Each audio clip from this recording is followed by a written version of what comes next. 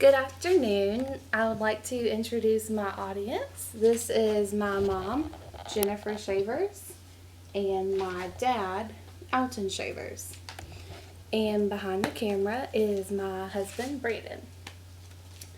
Planning a wedding is a lot like buying a house. Location is the number one priority. After the location has been determined, all the details like when the date will be and what color scheme to use will fall into place. Because you'll be planning a wedding vows renewal soon, you can learn from mine and Brandon's mistakes. As you know, Brandon and I got engaged in August 2013 and started planning our wedding for April the following year. During that process of planning, we learned lots of valuable lessons.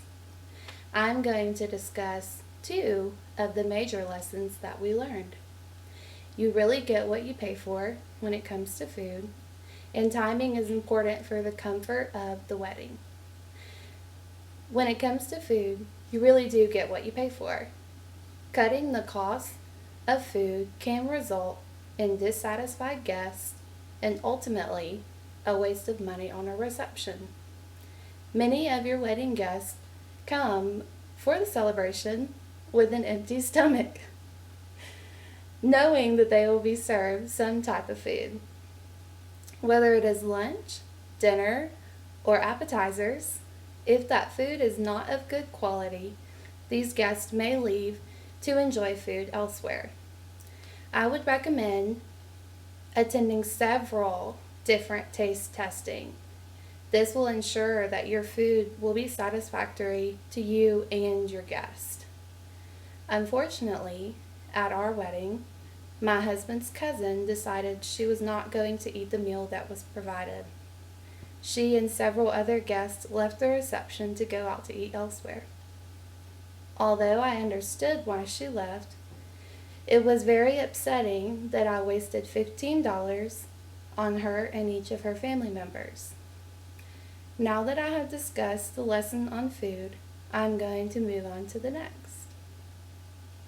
To ensure comfort of wedding guests and the wedding party, timing for the event is very important.